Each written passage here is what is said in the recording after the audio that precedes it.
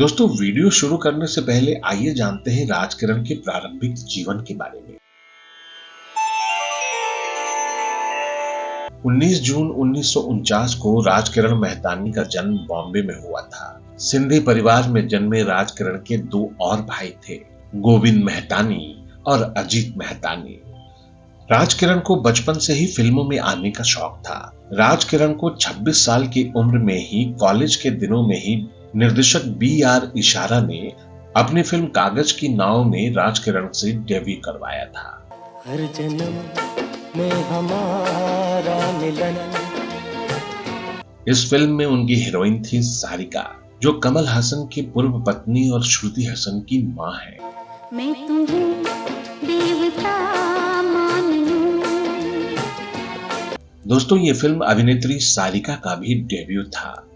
1975 में रिलीज राजकिरण की पहली फिल्म कागज की नाव में जब वो पहली बार सिल्वर स्क्रीन पर नजर आए तो समुद्र किनारे उन्हें रेत पर बने सवालों के निशानों के बीच बैठाया गया और वहीं पर राजकिरण का पहला डायलॉग था। सवाल एक ही है सरिता, बड़ा हो गया है, बहुत बड़ा। तो उन्हें सिल्वर स्क्रीन पर देखकर दर्शकों के आंखों को बहुत सुकून मिला। किसी को भी नहीं पता था कि उनकी पहली स्क्रीन अपीयरेंस में दिखाए सवालों के निशान और उनका डायलॉग ताउम्र उनके साथ बंधा रहेगा। पहली फिल्म से ही राजकिरण का चेहरा दर्शकों के जेहन में बस गया। अपने सेठ गरीब दास और बैरिस्टर भिखारी मल के छक्के छुड़ा दिए।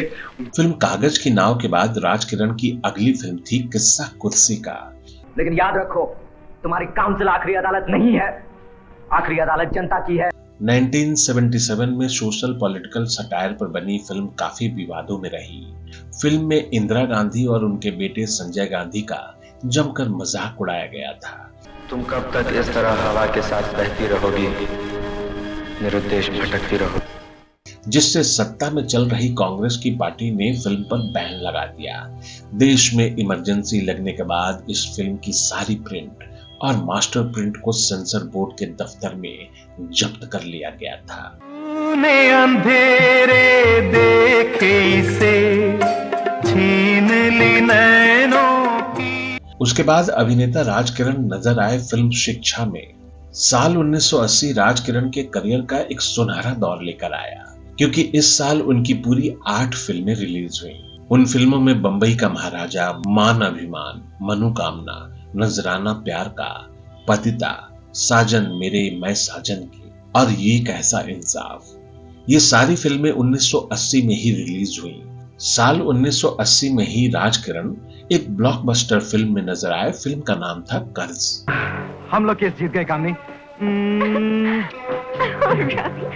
कर्ज के रोल से राजकिरण को देश भर में पहचान मिली। वाह, बहुत खूब। कामनी, जानती हो जो धुन है ना, मुझे बहुत पसंद है।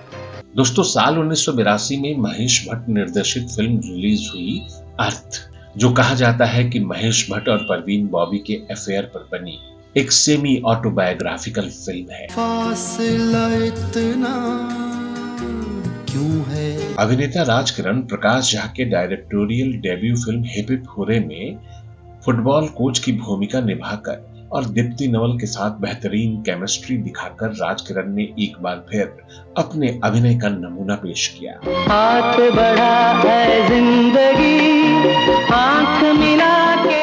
दोस्तों, आपकी जानकारी के लिए बताता चलूं कि शुरुआत में यह फिल्म अनिल कपूर को दी जाने वाली थी, लेकिन ऐन मौके पर उन्होंने फिल्म ठुकरा दी, जिसके बाद फिल्म में अनिल कपूर की जगह राजकिरण को लिया गया। मुड़ के देखता हूं मैं।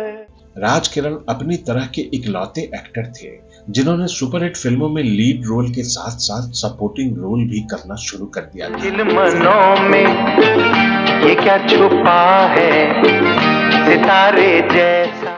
फिल्म स्टार हो, मजदूर हो, घर एक मंदिर हो, आज के दिन एक बात बड़ी अपने घर हो तो ऐसा, जैसी कई फिल्मों में राजकिरण ने सपोर्टिंग रोल निभाया। मेरा देवता, मेरा भगवान नहीं मर सकता। भाभी कह दो ये झूठ है, मेरा भाई नहीं मर सकता भाभी। और शायद ये राजकिरण का फैसला गलत था।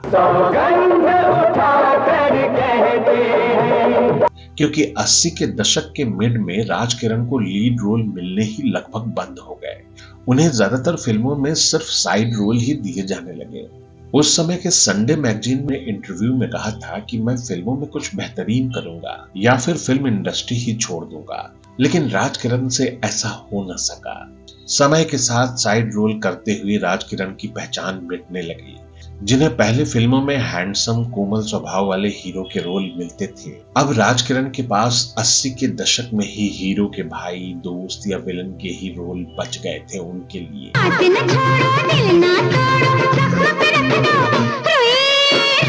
फिल्म में मिल रही नाकामी से राज किरण लगातार चिंतित रहने लगे, क्योंकि वो इस बात को पचा नहीं पा रहे थे कि उन्हें हीरो से साइड हीरो बना दिया गया, जिससे वो मानसिक तनाव में रहने लगे थे।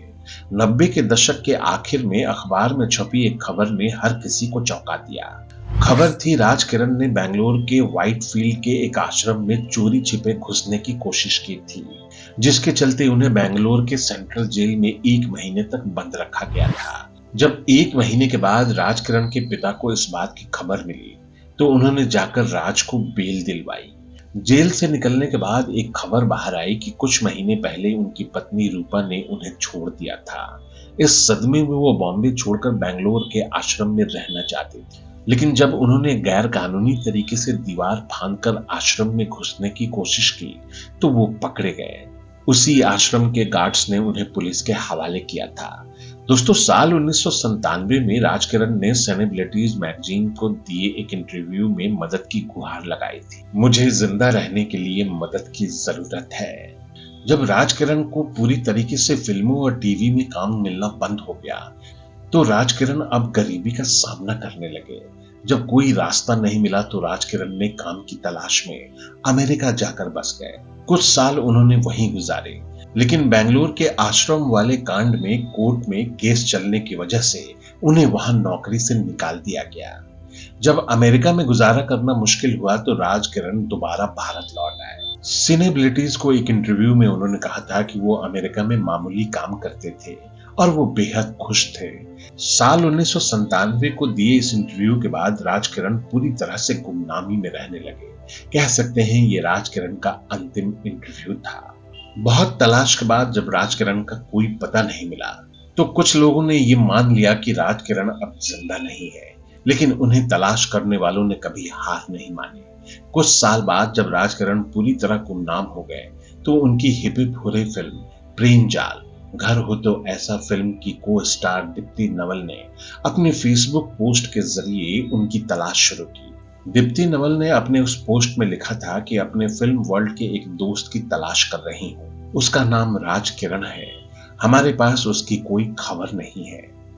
आखिरी बार सुना था वो न्यूयॉर्क में कैब चला रहा है, किसी के पास उससे जुड़ी कोई खबर है तो प्लीज इत्तला करिए। दीप्ति नवल के इस पोस्ट के बाद राज किरण को किसी को खबर नहीं मिली। साल 2011 में ऋषि कपूर जब न्यूयॉर्क गए थे तो दीप्ति नवल की पोस्ट से उन्हें पता लगा कि न्यूयॉर्क में राज किरण हैं। लेकिन जब ऋषि कपूर ने न्यूयॉर्क पहुंचकर उनके भाई से संपर्क किया तो उन्होंने बताया कि राज किरण अटलांटा के पागल खाने में हैं। लेकिन ऋषि कपूर ने उन्हें अमेरिका में ढूंढ निकाला है। इस वक्त राज किरण अटलांटा के मेंटल अस्पताल में इलाज करवा रहे हैं। जब ऋषि कपूर को तसल्ली नहीं मिली तो उन्होंने राज किरण से बात करवाने को कहा, लेकिन उनके भाइयों ने नंबर देने और बात करवाने से साफ इनकार कर दिया। ऋषि कपूर ने न्यूयॉर्क से लौटने के बाद टाइम्स ऑफ इंडिया से बातचीत में कहा था कि जब गोविंद मेहतानी ने बताया कि राज किरण अभी जिंदा हैं तो ये जानकर बहुत सुकून मिला, लेकिन उन्होंने बताया कि वो मानसिक बीमारी के चलते अटलांटा के पागलखाने में है। ये एक कामयाब एक्टर के बारे में सुनकर मुझे बुरा लगा, लेकिन ये सुनकर खुशी हुई कि वो जिंदा है। ऋषि कपूर के बयान सामने आने के बाद राज किरण की बेटी ऋषिका ने एक पब्लिक स्टेटमेंट जारी कर उनके दावे को खारिज कर दिया। राज किरण की बेटी ऋषिका ने बताया कि मेरे पापा अटलांटा में नहीं है, वो कहाँ हैं और किस हाल में है ये पता लगाने की कोशिश जारी है। उनका परिवार आज भी प्राइवेट डिटेक्टिव न्यूयॉर्क पुलिस की मदद से राज किरण की तलाश कर रहा है। साल 2011 में जब दीप्ति नवल और ऋषि कपूर ने राज किरण की तलाश शुरू की तो हर जगह तो राज किरण एक बार फिर से सुर्खियों में आ गए।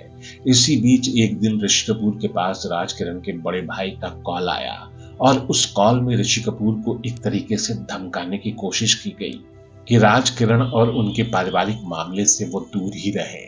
संभवतः राज किरण के परिवार के इस रवैये से और अपने रेपुटेशन के खातिर ऋषि कपूर और दीप्ति नवल ने ना चाहते हुए भी राज किरण की तलाश बंद कर दी।